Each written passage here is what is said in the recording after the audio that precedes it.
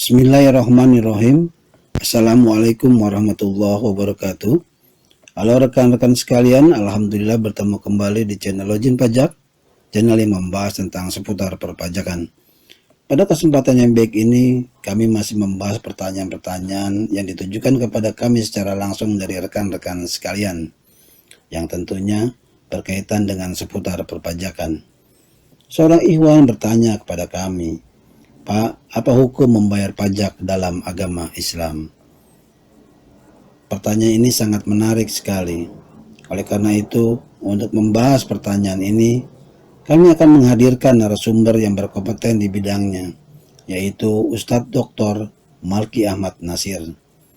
Beliau adalah peneliti senior di Institute for the Study of Islamic Thought and Civilization, yang merupakan sebuah lembaga kajian pemikiran dan peradaban Islam di Indonesia.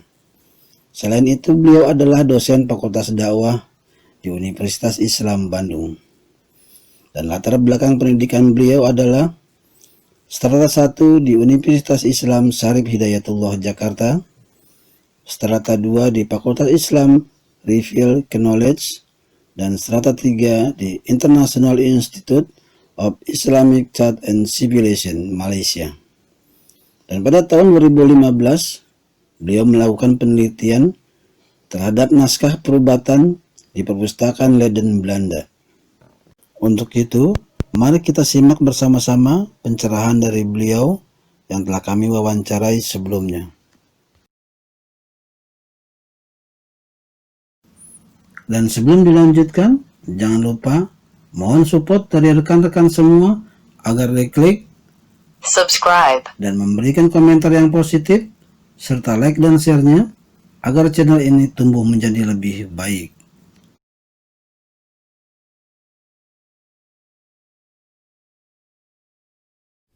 Bismillahirrahmanirrahim. Assalamualaikum warahmatullahi wabarakatuh. Halo rekan-rekan sekalian, alhamdulillah kini kita sudah berada di kediaman di rumah Bapak Dr. Malki Ahmad Nasir yang tepatnya di daerah Bandung, Jawa Barat. Pada kesempatan ini, kami mewakili dari rekan-rekan sekalian yang melakukan pertanyaan, yaitu tentang membayar pajak dalam hukum Islam. Untuk itu, mari kita langsung bertanya kepada Ustadz Dr. Malki Ahmad Nasir. Assalamualaikum Ustaz. Waalaikumsalam. Ya, sehat Ustaz. Alhamdulillah. Begini Ustaz, saya dari Login Pajak Channel mewakili dari rekan-rekan yang melakukan pertanyaan kepada kami tentang apa sih hukum membayar pajak dalam agama Islam. Ya. Oleh karena itu, saya akan menyerahkan permasalahan dan pertanyaan ini kepada yang ahlinya, yaitu Ustadz Dr. Malki Ahmad Nasir.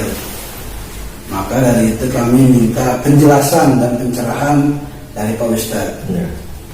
Oleh itu kami silakan untuk menjelaskan. Ya, bismillahirrahmanirrahim. Alhamdulillahilladzi arsala rasulahu bil huda wa dinil haqq liyudhhirahu 'ala dini kullihi wa kafa billahi shahida. Asyhadu an la ilaha illallah wahdahu la syarikalah wa asyhadu anna Muhammadan abduhu wa rasuluh. Ya, pertama-tama saya ucapkan terima kasih kepada moderator yaitu Ustadz Jajang ya. Yang kedua juga pada sahabat-sahabat daripada channel tersebut ya. Jadi insya Allah saya akan memberikan satu pandangan yang berkaitan tentang hukum pajak begini. Ya, dalam Islam sebenarnya tidak dikenal ya yang disebut pajak ya. Dalam Islam itu yang ada adalah membayar zakat ya. Dan zakat itu sebenarnya merupakan upaya untuk mensucikan harta yang kita miliki. Itu yang pertama. Yang kedua, untuk menunjukkan satu yaitu kehadiran ya bahwa kita ini tidak sendiri di muka bumi ini. Jadi apa yang kita miliki mesti di-share. Jadi zakat itu adalah salah satu bentuk ekspresi kita, yaitu share, berbagi dengan orang-orang yang kebetulan tidak beruntung. Begitu. Jadi yang pertama mensucikan, ya, yang kedua adalah untuk berbagi. Jadi untuk menumbuhkan sifat bahwa kita ini adalah manusia sosial, ya, yang memiliki satu keterkaitan, yaitu untuk menumbuh kepedulian dan sebagainya. Nah, jadi itu ya. Yang kedua, jadi hukum pajak itu sebenarnya pernah terjadi yang disebut dengan jizyah, ya, dalam istilah bahasa Arabnya. Jizyah itu sebenarnya kan dari kata yang memberi arti, yaitu membalas, ya. Membalas. Makanya seperti jazakumullah. Jadi jizyah itu diberlakukan ataupun diterapkan kepada orang-orang non-Islam. Jadi sebagai bentuk mereka juga andil, ya, dalam setiap bernegara, gitu, ya, kemudian bertetangga dan seterusnya dalam konteks muamalah, maka mereka mesti membayar jizyah, yaitu pajak, dan pemerintah dalam hal ini, yaitu pemerintah Islam, membalasnya dengan memberikan satu kejaminan yang disebut dengan jaminan keamanan, gitu. Ya, karena jelas kan mereka tidak ada unsur misalnya seperti untuk mensucikan hartanya untuk Tuhannya, sebagaimana dalam Islam. Kalau Islam kan sambil membayar, ya, nanti juga misalnya dari zakat tersebut, ya, dikelola oleh Baitul Mal, ya, semacam dan sebagainya kan, untuk mengelola, kemudian memberikan beasiswa, memberikan berbagai sumbangan dan sebagainya, tapi juga untuk mensucikan. Nah, untuk non-Islam dia ada sebagai balasan atas mereka memberikan aktivitas dan sebagainya, maka balasan tersebut adalah dengan membayar jizyah.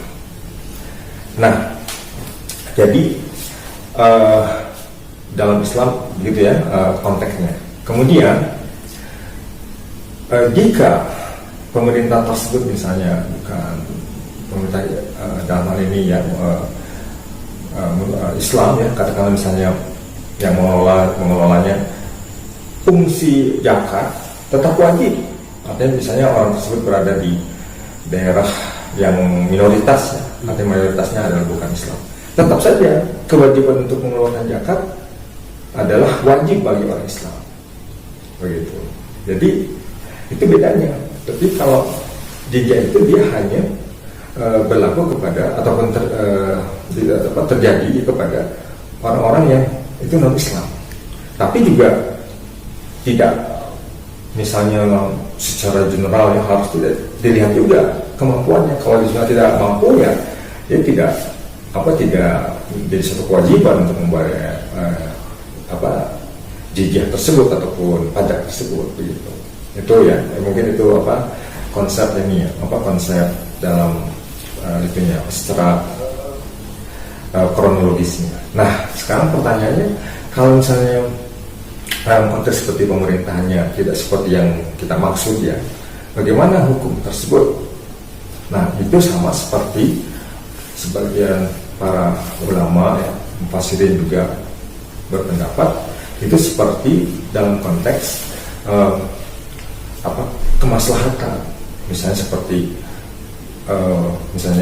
orang yang memiliki, ya, mobil atau motor, dia kan mesti juga mengikuti aturan-aturan berkendaraan, gitu.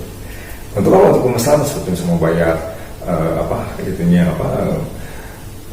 sifatnya pajaknya, ya. Kemudian artinya kenapa? Karena dia menggunakan yang kedua dia juga harus mengikuti aturan-aturan yang kendaraan, seperti misalnya lampu merah tidak boleh, lampu hijau baru boleh ya berjalan sebagainya. Nah, maka setiap yang memiliki barang-barang tersebut ya, dalam hal ini misalnya yang kena kepada aturan tersebut itu diperbolehkan, kan tujuannya untuk mengelola itu gitu. Dan ia pun kan tidak sifatnya memaksa juga ya, dalam pengertian nanti kita akan lihat ya, kan ada satu hadis ya yang la yadkhulul jannah sahibul maks ya. Itu maksudnya siapa yang dimaksud? Maksudnya sahibul maks itu yang dimaksud pekerja zakat, pajak atau apa? Itu kan ada yang berpendapat sahibul maks itu artinya pungutan liar.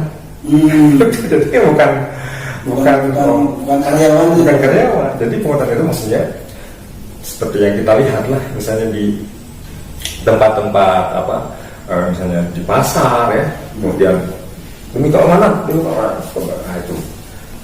Dan kita pun tidak tahu kalau kita cek itu apakah betul untuk keamanan atau apa gitu. Itu sebagai pungutan.